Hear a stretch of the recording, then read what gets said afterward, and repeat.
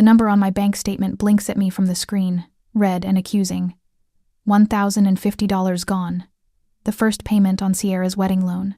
My mother's voice chirps through the phone speaker, bright and carefree. "Oh, honey, I'm so swamped this month. Can we start our repayments next month?" My fingers freeze over the keyboard.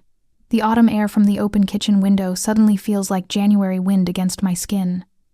I grip the counter to steady myself. "Amelia?" Mom prompts, voice tinged with impatience. "You there?" Roman walks in, grocery bags hanging from his forearms. He catches my expression and sets everything down, moving closer to listen. His eyes darken when he hears my mother's voice. "Mom, we agreed you'd start this month." My words come out wobbly, uncertain. I've already budgeted for it. 3 months ago, I signed for a $76,000 personal loan to fund Sierra's dream wedding. Mom had clutched my hands across our dining room table, eyes wet with tears. "It's a once-in-a-lifetime moment. We'll all pitch in to pay it back together." I believed her. I always believe her. Roman places his hand on my shoulder and whispers, "You're doing the right thing." His touch anchors me to the moment, to what matters. "I thought you'd be more understanding, Amelia." Mom replies, her voice cooling several degrees. After all, it was Sierra's special day, not some business transaction between family members. Roman has always seen through my family's patterns. 5 years back, he predicted my parents would back out of paying for Sierra's college tuition. They did, just 2 weeks before her first semester started. I had to scramble to help her secure emergency loans. "Your parents have a pattern of making promises about money they never keep," he told me after that incident. I dismissed his concerns then, called him cynical. But now his words echo in my kitchen like prophecy. Mom always claimed her financial promises came from love and generosity. Roman saw what I couldn't. She loved making grand gestures with other people's resources, usually mine. Somewhere in my email sits her spreadsheet showing the family contribution schedules toward loan repayment. I haven't opened it in 3 weeks. Didn't want to look too closely at something that might shatter my illusions. "Mom, I need your portion this month. The full payment comes out of my account whether you contribute or not." The silence stretches between us, taut and uncomfortable. I can almost see her face hardening through the phone. "We're family, Amelia. Family helps each other without keeping score." This isn't about keeping score. It's about keeping promises. I hang up before she can respond. My heart hammers against my ribs like it's trying to escape. Roman's arms circle around me from behind, steady and warm. That night, I sit across from Roman at our kitchen table, spreadsheets and budget planners spread between us like battlefield maps. The numbers don't lie. The monthly $1,050 payment stretches our budget until it screams. Our 5-year down payment fund for a larger home, the one with a nursery for the baby we've been trying to conceive, will be gone in months if we carry this alone. Roman reaches across the table and takes my trembling hands in his. His fingers are warm, solid, while mine feel like they might dissolve into nothing. "Whatever happens, we face this together," he says, his voice quiet but firm. "Your family's financial choices won't destroy what we've built." I nod, but my throat feels too tight for words. My eyes drift to our wedding photo hanging on the wall. Mom and Dad flanking us, their smiles wide and proud. Sierra standing behind me, fixing my veil. We look happy. We look like a real family. What if they never intended to pay a single dollar back? The words slip out, barely audible. Roman doesn't answer right away. He doesn't need to. The question hangs in the air between us, terrible in its simplicity, worse in its likely answer. I feel something shift inside me, like a foundation cracking. The responsible daughter, the family fixer, the one who always makes things right, that version of me begins to crumble. Later that evening, the email glows on my screen like a burning coal. My finger hovers over the mouse, trembling as I read the words again. Amelia has no idea how much this actually costs, but she's always been a pushover. We'll figure out the payment thing later. The message from Sierra to Mom sits in my inbox only because Sierra accidentally included me in a reply thread 3 months ago. I'd been searching for the original loan agreement when this surfaced instead. My chest tightens as the room seems to shrink around me. Roman leans over my shoulder, his breath catching. "Print that," he says quietly, his voice steady despite the storm I feel brewing inside him. He moves to the dining room table, where financial paperwork fans out like battle plans. "Look at the dates," Roman says, pointing to venue receipts. Your mom toured reception halls with Sierra 3 months before ever mentioning the loan to you. He taps his finger on each document, constructing a timeline I never saw forming around me. They knew exactly what they were doing. I remain frozen at the computer, tears streaming down my face while Roman methodically creates a folder labeled Wedding Loan Evidence and begins saving screenshots of text messages, emails, and Mom's spreadsheet, the one promising family contributions that have yet to materialize. My phone chimes. A new email from Sierra with the subject line, Honeymoon Bliss. Inside are photos of her and James posing on a pristine beach in Bali, coconut drinks in hand. "Thanks for making our dreams come true," reads the caption. My stomach lurches. They had insisted the wedding loan would only allow for a modest weekend at a local resort. The lavender candle Mom gave me as a thank you gift for the loan burns on the sideboard. Once its scent brought comfort. Now it turns my stomach, as it fills the room with cloying sweetness. I blow it out with one sharp breath. Sunday dinner that week at my parents' home feels like walking into a trap. Sierra and James have joined us, making this the first family gathering since I confronted Mom about the missed payment. The dining room walls close in, familiar family photos watching from every surface as the aroma of Mom's signature pot roast fills the air. Roman stands beside me at the table's edge, his presence solid and reassuring. Mom, Dad, and Sierra sit comfortably with wine glasses in hand, their relaxed postures shifting subtly when I calmly mention the payment schedule. About the wedding loan. I begin, my voice steadier than I feel. We need to establish a consistent payment plan that everyone follows. Mom laughs, the sound light and dismissive. She takes a sip of her wine before answering. "Honey, you're the one with the good credit score and stable income, that's why your name is on the loan, not ours. We'll help when we can, of course." The casual cruelty of her words stuns me into silence. The room temperature seems to drop 10 degrees as understanding dawns fully. They never intended to pay. "You promised," I whisper, the words scraping my throat. "We had an agreement." Sierra rolls her eyes. "It was my wedding, Amelia, not some business contract." My breath quickens, anger rising hot in my chest. Roman gently touches my elbow and whispers, "We have what we need," guiding me toward the door while Sierra calls after us. "Don't be so dramatic." In the car, Roman drives in silence for several minutes before speaking. "You okay?" I'm not. The $76,000 wedding loan affects every aspect of our lives now. Last Tuesday, I had to call the fertility clinic to postpone the treatments we'd planned to begin this year. The nurse's voice had been kind but disappointed. "Your biological clock doesn't care about your sister's wedding, dear," she'd said gently. "Our marriage strains under the weight of this betrayal." I stay up late reviewing our budget, becoming withdrawn and anxious. Roman tries to comfort me, but how can he fix a hole this size? In days to come, some nights I catch him watching me with worried eyes when he thinks I'm asleep. This wasn't just opportunistic. Roman tells me during a rare quiet moment as we sit on opposite ends of our couch, a gulf of worry between us. The timing of their requests, always when you were feeling emotionally vulnerable, shows they've been perfecting this manipulation for years. The practical concerns mount daily. Yesterday, I checked my credit score. It has dropped 85 points due to the large new debt, jeopardizing our ability to refinance our mortgage as planned. The loan consumes our financial future like a hungry beast. The final blow comes when my Aunt Carol calls. "I just want you to know." She begins hesitantly. "Your mother is telling everyone you insisted on paying for the wedding and are now unfairly demanding repayment for your voluntary gift." I stand at the kitchen window, watching autumn leaves swirl across our backyard. The weight of decision presses on my shoulders like a physical burden. Do I continue private attempts to secure repayment, preserving what little family harmony remains? Or do I take formal legal action against my own mother and sister? Roman sits at the table behind me, his reflection visible in the window glass.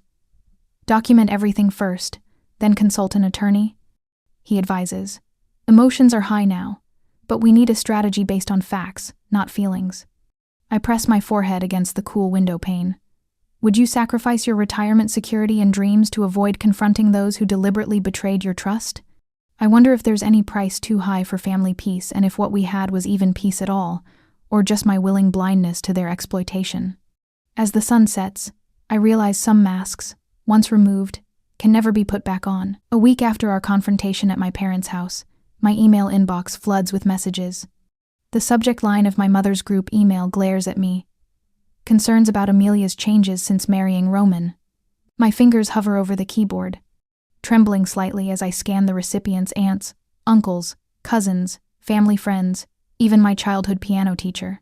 Amelia has become someone who values money over family bonds. Mom writes. She's demanding repayment for what was clearly a gift for Sierra's special day. Roman has changed her priorities. My phone buzzes with a text from Aunt Meredith. Thanksgiving at our place is canceled this year. Perhaps next year when you've sorted out your priorities. 3 more messages arrive from cousins, each more judgmental than the last. My childhood friend Ellen, who served as Sierra's bridesmaid, sends a single line. I can't believe you'd do this to your own sister. Roman finds me at the kitchen table, staring at the screen. Without a word, he creates a new email folder labeled Documentation, then moves each message into it. You don't need to read these now, he says, his hand warm on my shoulder. We'll document them for later, but protect your heart today. I nod, throat too tight for words.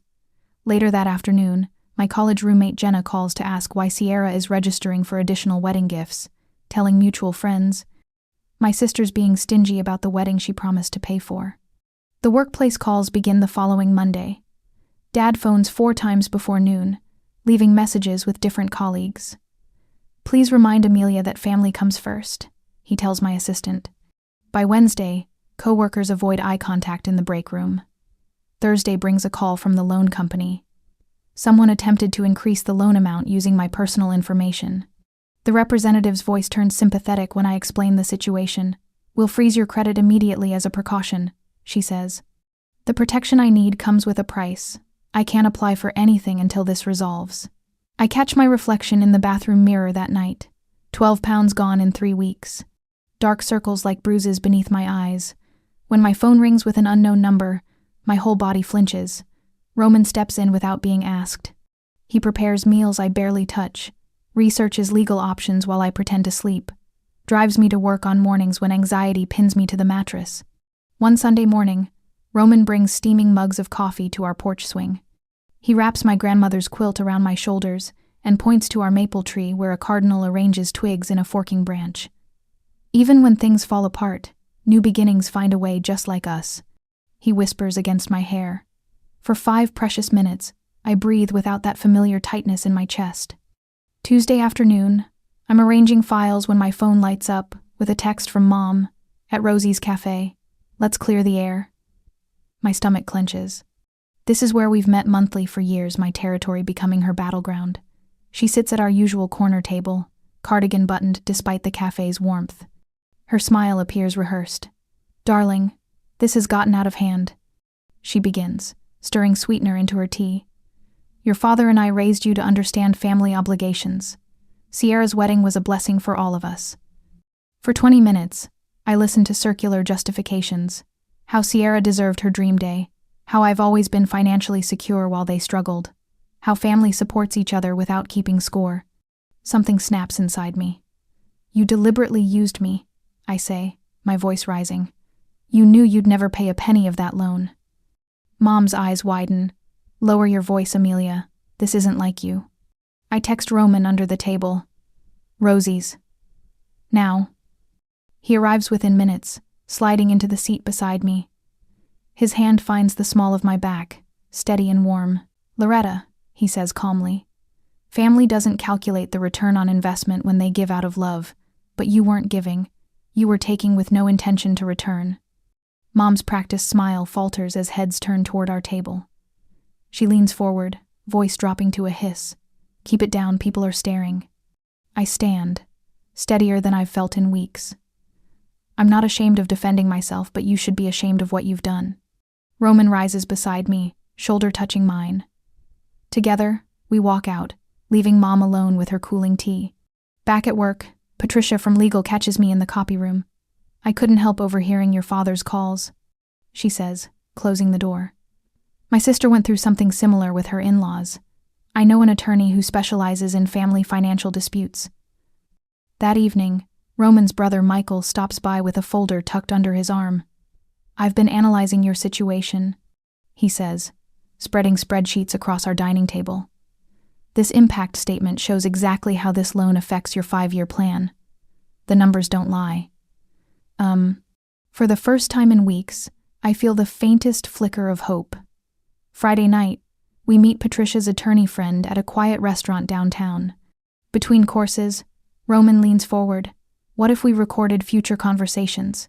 Nebraska is a one-party consent state. The attorney nods thoughtfully. That could help establish their understanding of the agreement.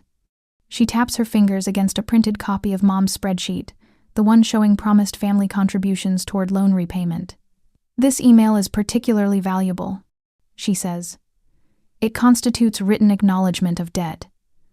Your mother created a document showing payment expectations, which significantly strengthens your position. I take a bite of my dinner, tasting food for the first time in weeks. On Saturday afternoon, the attorney's office smells like lemon polish and old books. I clutch the folder of evidence Roman and I have collected over the past month: emails, text messages, spreadsheets. Attorney Mendoza reviews our documentation, her silver-framed glasses catching the afternoon light. This is exactly what we need, she says, tapping the folder. Especially your mother's contribution spreadsheet. That constitutes acknowledgement of debt. I take a deep breath. What's our next step? A formal demand letter. She hands me a draft. We'll send this certified mail to both your mother and sister, outlining the exact terms of your verbal agreement and requesting payment within 30 days. Roman sits beside me, his notebook open, pen moving across the page as he documents every word.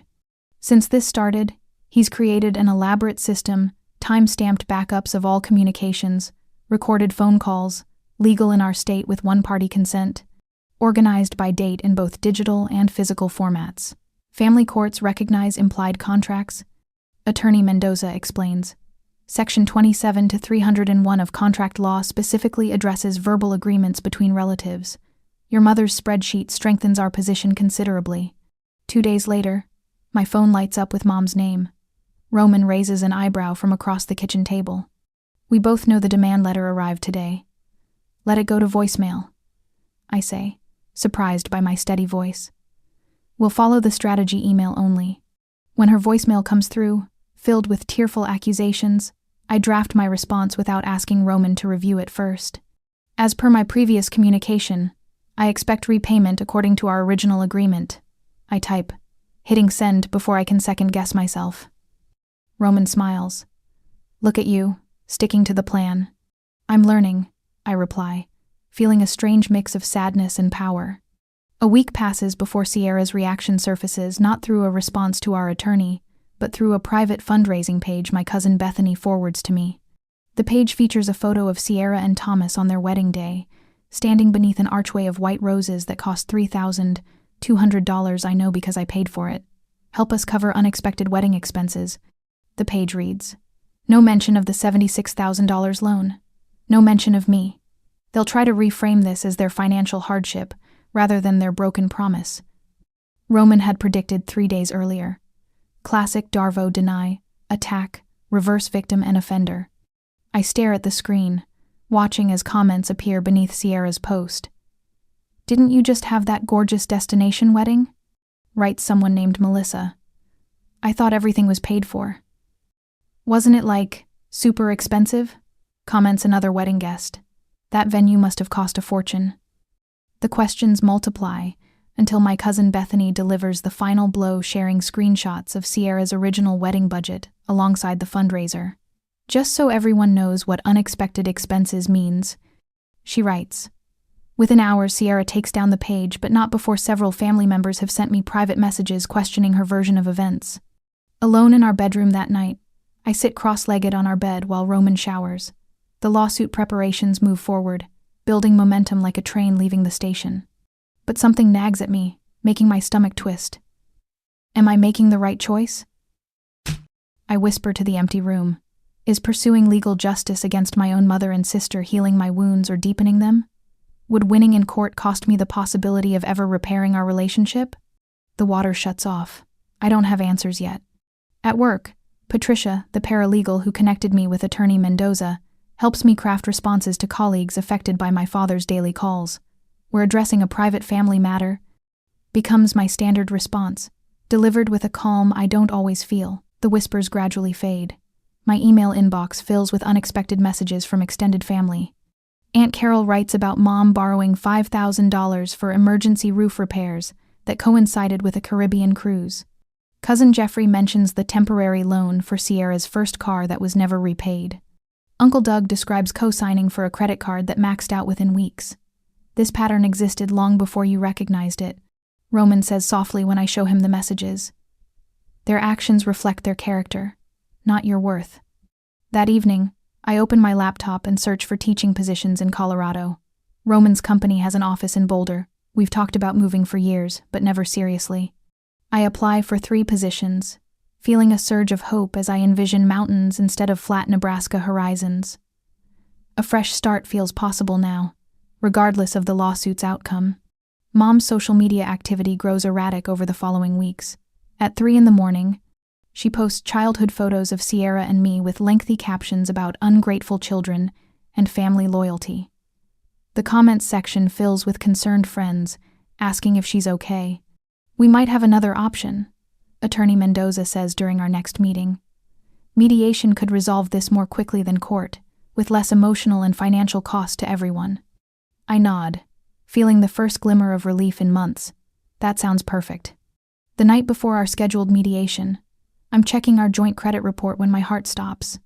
There, listed under my accounts, is a credit card I never applied for opened 6 months ago in my maiden name, with a $12,000 balance and my mother listed as an authorized user. The next day I went straight to the police to report the possible fraud and theft. The detective's report sits heavy in my hands as I park outside the mediation building. Credit card opened in your maiden name 6 months ago before any wedding discussions began. The timing stuns me. My mother hadn't just opportunistically taken advantage of my generosity. She'd planned this exploitation before Sierra ever announced her engagement. Roman squeezes my hand. Ready? I nod, though my heartbeat hammers against my ribs. An hour later, inside the mediator's office, Mom clutches a white handkerchief, dabbing at reddened eyes. Her voice quavers as she speaks. I never meant for things to go this far. She presses the handkerchief to her mouth. The doctors say I have limited time. My judgment hasn't been right. Please, Amelia, let family be family in the time I have left. Something in her performance feels too rehearsed, too convenient. Roman slides our attorney's notepad toward me. Written in precise handwriting, classic manipulation tactic. No medical records have been submitted despite requirements. My throat constricts. Mom's tearful gaze meets mine, expecting the capitulation that has always come before. I'm sorry if you're unwell, I say, my voice steadier than I feel. But illness doesn't justify what you've done. We'll proceed with mediation as planned. The mediator, Miss Winters, arranges documents on the conference table. Her gray pantsuit and silver-framed glasses convey unshakable neutrality. I've reviewed the evidence submitted by both parties, she says, tapping a folder. This includes a series of text messages and emails between Loretta and Sierra Martin. She reads aloud from a printout. Mom, she'll cave if we both cry about it being her special day. Sierra's face flushes. The text sent 3 days before they first approached me about the loan hangs in the air between us. Roman presents our financial records. Amelia and I have maintained impeccable credit. Our mortgage payments and retirement contributions have never been late. Miss Winters reviews the documents, then glances at my mother and sister's credit histories. Her eyebrows lift slightly. Everyone uses family for money sometimes, Sierra blurts out. It's not like we committed a crime. Miss Winters's professional mask slips momentarily, her pen freezing mid-notation. When questioned about the fraudulent credit card, Mom's carefully constructed facade cracks. Her voice sharpens like breaking glass. Amelia has always had more than she needed, she snaps. Sierra deserved a beautiful wedding. Tears form in my eyes, but I sit perfectly straight. I would have genuinely helped if you'd simply been honest about what you could afford instead of lying to exploit my love for you. The downtown office windows frame the church spire, where I exchanged vows with Roman 6 years ago. The same church where I watched Sierra marry Thomas, using funds from my loan. Sunlight glints off the steeple as clouds drift across the October sky. 3 hours of negotiation leave my throat raw. We reach a settlement. Mom and Sierra must repay $66,000 over 5 years. Any default triggers immediate judgment and wage garnishment. The terms are non-negotiable. When Sierra signs the agreement, her hands tremble visibly. Mom's carefully applied makeup has cracked with stress lines, revealing her true age. The perfectly dyed auburn hair can't hide the hollow defeat in her eyes. This settlement is legally binding. Miss Winters explains, her tone shifting subtly toward me. The consequences for non-compliance include court judgment, potential wage garnishment, and impact on credit scores. Miss Winters hands us blue pens, the exact shade of blue as the hairpin I lent Sierra for her, something borrowed on her wedding day. The coincidence stings as ink flows across paper, formalizing the breakdown of our family. In the elevator afterward, my composure finally shatters. I collapse against Roman's chest, sobs racking my body. But these aren't tears of defeat. They carry the strange mixture of grief and liberation that comes with enforcing necessary boundaries. It's over, Roman whispers into my hair. The settlement includes monthly electronic transfers directly to my account. No more forgotten payments. Each transaction will create a clear paper trail of compliance or violation. As we walk to our car, Thomas approaches Roman in the parking lot. Sierra's husband has remained silent throughout the proceedings, a ghost, at the periphery of our family drama. I didn't know, he says quietly to Roman, about the loan, about any of it until last month. I thought her parents paid for everything. He glances toward where Sierra waits in their car. I'm sorry this happened. That evening, I sit at our kitchen table, the familiar weight of Roman's hand on my shoulder, as I complete an online application for a teaching position in Boulder, Colorado. His company has an office there. A fresh start. My finger hovers over the submit button. I press it. Something inside me releases not forgiveness exactly, but permission to build a life beyond the wreckage of broken trust. The flatirons catch the morning light as I water the potted geraniums on our balcony. 18 months in Colorado, and I still pause to admire them, jagged stone sentinels standing guard over our new life. Behind me, our apartment door slides open. Mail and coffee, in that order of importance, Roman says, handing me a steaming mug and tucking a small stack of envelopes under his arm. I take a sip, feeling the warmth spread through my chest. You've got that backward. His laugh crinkles the corners of his eyes, deeper lines than when we lived in Nebraska. We've both aged these past 1.5 years, but somehow grown stronger for it. Inside, I flip through the mail while Roman makes breakfast. The settlement payment notification arrives like clockwork. No drama, no last-minute calls, just the simple confirmation of funds transferred. I no longer check my bank account first thing each morning, heart pounding. That woman doesn't exist anymore. Our walls hold photographs of Roman's family at Thanksgiving, our friends from the hiking club, Patricia and her husband visiting from Nebraska. Not one image of my parents or Sierra. The absence should ache, but instead feels like clean air after years of breathing smoke. Amelia. Roman's voice pulls me back. He holds a cream-colored envelope, Sierra's looping handwriting unmistakable across the front. My chest tightens as I take it. 1 year ago, this envelope would have sent me spiraling, tearing it open immediately, then spending hours dissecting every word, looking for manipulation beneath the surface. I place it on the coffee table, straighten its edges, and turn back to my coffee. I'll decide whether to read this when I'm ready, not because I feel I should. Roman leans against the kitchen counter, arms crossed. 1 year ago, that letter would have dictated your entire day. Now you're in control of how much space your family occupies in your life. I learned from the best. I smile at him over my mug. That evening, after dinner, I hand Roman a small wooden box tied with twine. Happy anniversary. A few days early, but I couldn't wait. His eyebrows lift in surprise. Inside lies a brass compass, its weight substantial in his palm. He turns it over, reading the inscription I had engraved on the back. You helped me find true north when all my landmarks disappeared. Amelia, his voice catches. When I was drowning in their lies, you never tried to be my rescuer. You handed me tools to save myself instead. I take his hands in mine. We're partners now, equal navigators. 3 weeks later, a certified letter arrives. My mother has sold her vacation property to complete the settlement 3.5 years ahead of schedule. The final payment, the closing of accounts, the end of this chapter. That afternoon, I stand at our mailbox, official documents in hand. Behind our apartment complex runs a small stream that feeds into Boulder Creek. I've prepared for this moment a tiny paper boat folded from heavyweight stock. I place the payment confirmation notice inside, fold the sides up securely, and walk to the water's edge. The current moves swiftly today, early summer runoff from the mountains. For the girl who believed her value came from fixing other people's problems, I whisper, placing the boat on the water. It catches the current, bobbing once, twice, then glides away, turning slightly as it rounds the bend and disappears from sight. In my support group for survivors of family financial abuse, we often discuss the question that haunted me throughout my journey. When does family loyalty reach its limit? I chose my financial security and my marriage over continuing a cycle of exploitation. Standing by the stream, watching the empty space where my paper boat vanished, I finally understand.